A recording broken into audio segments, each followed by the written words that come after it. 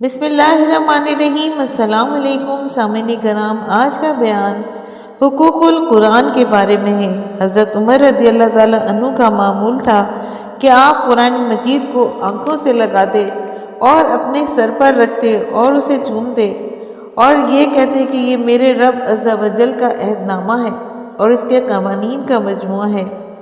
یہ قرآن اللہ تعالیٰ سے ایک معاہدہ ہے، ہم اس کو پڑھ تو رہے ہیں، گھر میں تو رکھا ہوا ہے، مگر اس میں کیا کیا عہد ہیں، کن کن چیزوں پہ عمل کرنا ہے، کن کن چیزوں سے اللہ تعالیٰ نے روکا ہے، اس عہد کی تفصیل کیا ہے، اس کے مطابق عمل ہو رہا ہے یا نہیں ہو رہا، اللہ تعالیٰ کے عہد کو پورا کر رہے ہیں، اس کو سوچا جائے کہ یہ میرے رب عز و جل کے احکام ہیں اور قوانین ہیں، ان میں کوئی حکم مشکل نہیں، اس لیے کہ اتارنے والا ہمارا رب ہے جو انتہائی شفیق، کریم اور رحیم ہے۔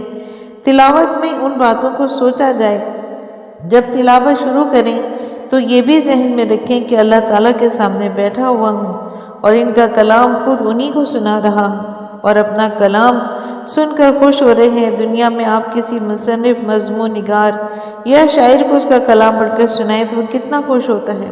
قرآن مجید سے متعلق بھی یہی سوچیں کہ خود صاحب کلام اللہ تعالیٰ کو پڑھ کر سنا رہا ہوں، وہ کتنا خوش ہو رہے ہوں گے۔ یوں کلام پاک کی تلاوت شروع کی جائے تو ظاہر ہے کہ انسان خوب دل حاضر کر کے متوجہ ہو کر خشوع و خضوع کے ساتھ اور الفاظ کے صحیح کا خیال رکھتے ہوئے خوب مزے سے تلاوت کرے گا۔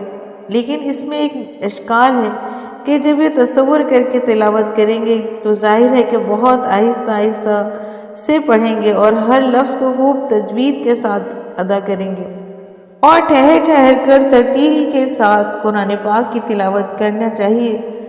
سامعین کرام، مومنین کی صفات کے بارے میں ملاحظہ کیجیے کہ قرآن نے مومنین کی یہ صفات بھی بار بار بیان فرمائی ہیں کہ اللہ تعالیٰ کا نام سن کر ان کے دل دہل جاتے ہیں اور اس کا کلام سن کر آنکھیں بہنے لگتی ہیں۔ یعنی آپ ایسے احکام الہیہ کے سامنے گردن جھکا دینے والوں کو جنت کی خوشخبری سنا دیجیے، جو ایسے ہیں کہ جب ان کے سامنے اللہ کا ذکر کیا جاتا ہے تو ان کے دل ڈر جاتے ہیں، اور جب وہ اس کو سنتے ہیں جو رسول کی طرف بھیجا گیا ہے تو آپ ان کی آنکھیں آنسوں سے بہتی دیکھتے ہیں، اور اس سبب سے کہ انہوں نے حق کو پہچان لیا ہے۔ جب ان کے سامنے قرآن پاک کی تلاوت کی جاتی ہے تو ان کی آنکھیں بہنے لگتی ہیں، اتنا روتے ہیں کہ ان کی آنکھیں ہی بہی جا رہی ہیں۔ یہی نہیں کہ آنکھوں سے آنسو بہتے ہیں بلکہ خود ان کی آنکھیں ہی بہی جا رہی ہیں۔ ایسی بے شمار آیات ہیں جن میں یہ مضمون ہے کہ اہل ایمان اللہ کے بندے ایسے ہوتے ہیں اور ایسے ہیں کہ جسے سوچیں کہ ہمارے اندر یہ صفات کیوں نہیں، اور جب نہیں ہیں تو یہ کیسے پیدا کی جائیں۔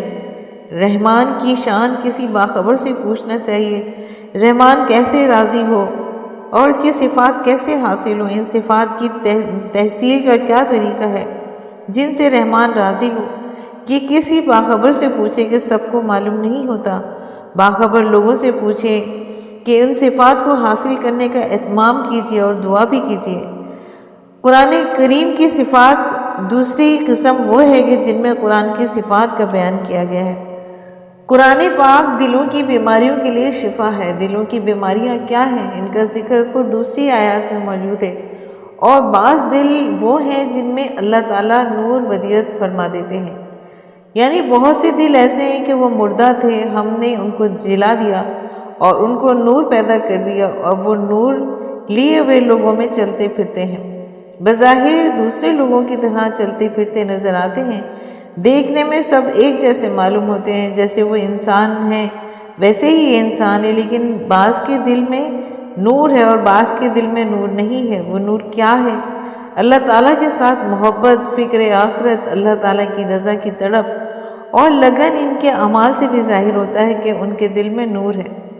دل میں نور پیدا ہونے کی علامات بھی ملاحظہ کیجیے کہ جب یہ آیات نازل ہوئی تو صحابہ کرام رضی اللہ تعالیٰ عنہ نے رسول اللہ صلی اللہ علیہ وسلم سے دریافت کیا کہ اس نور کی علامت کیا ہے۔ رسول اللہ صلی اللہ علیہ وسلم نے اس کی 3 علامتیں بیان کی کہ نور کی علامت یہ ہے کہ اس دنیا سے جو کہ دارالغرور ہے، دھوکہ کا گھر ہے، باز اور انقباس پیدا ہو جاتے ہیں، اس سے کہ بے توجہی اور بے اعتنائی برتنے لگے، بس دنیا میں اس کا دل نہیں لگے، جو ہمیشہ رہنے کا گھر ہے، وطن اصلی ہے، اس کی فکر میں لگ جائے، یہی ایک فکر اس پہ سوار ہو جائے کہ وطن کے لیے کچھ کر لوں، وہاں کے لیے کچھ بنا لوں، اور موت آنے کے بعد تو کچھ ہوگا نہیں، اس کے آنے سے پہلے ہی تیاری کر لوں، اس لیے کہ جب موت آ گئی تو عمل کا دروازہ بند ہو گیا، اب کچھ نہیں ہو سکتا، موت سے پہلے ہی کچھ کر لے۔ یہ 3 علامتیں بیان فرمائیں۔ جس میں یہ 3 علامتیں ہوں، سمجھ لیں کہ اللہ تعالیٰ نے اس کے دل میں نور پیدا کر دیا ہے۔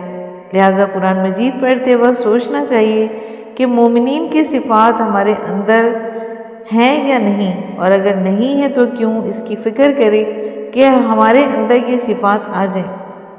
اسی طریقے سے قرآن پاک کی جو صفات بیان ہوں انہیں اپنے اندر پیدا کرنے کی کوشش کی جائے۔ اللہ تعالیٰ نے قرآن مجید کی 4 صفات بیان فرمائی ہیں، ایک معزہ یعنی نصیحت، دوسرا صفت دلوں کی شفا، تیسری صفت ہدایت اور چوتھی صفت رحمت۔ ان چاروں لفظوں میں تنوین یا تعظیم کے لیے ہے، اس لیے اس کے معنی یہ ہوئے کہ قرآن مجید بہت بڑی نصیحت ہے اور دلوں کے لیے بہت بڑی شفا ہے اور بہت بڑی ہدایت ہے اور بہت بڑی رحمت ہے۔ قرآن مجید کی ان صفات کے ساتھ آج کے مسلمان کا کیا معاملہ ہے؟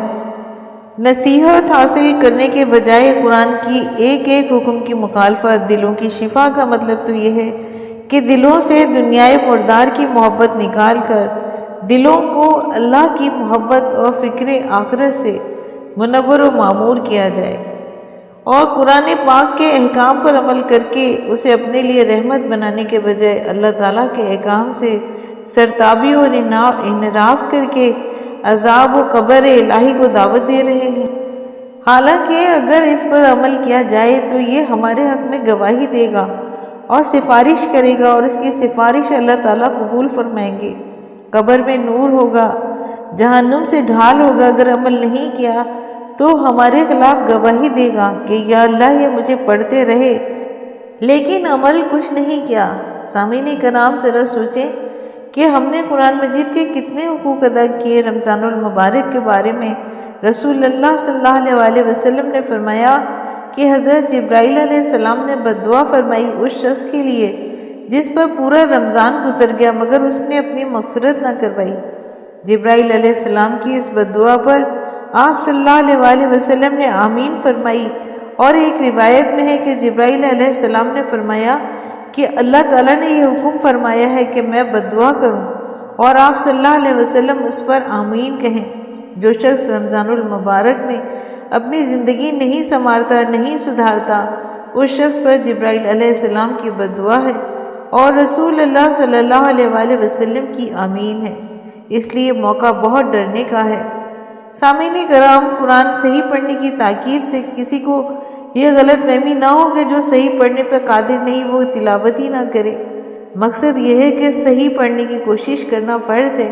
اگر کوشش کے باوجود صحیح نہیں پڑھ سکتا تو وہ معذور ہے، اس پر کوئی گناہ نہیں۔ اللہ تعالیٰ کی رحمت بہت وسیع ہے، مگر اس کے لیے جو کوشش میں لگا رہتا ہے جان بوجھ کر غفلت کرنے والے کے لیے نہیں ہے۔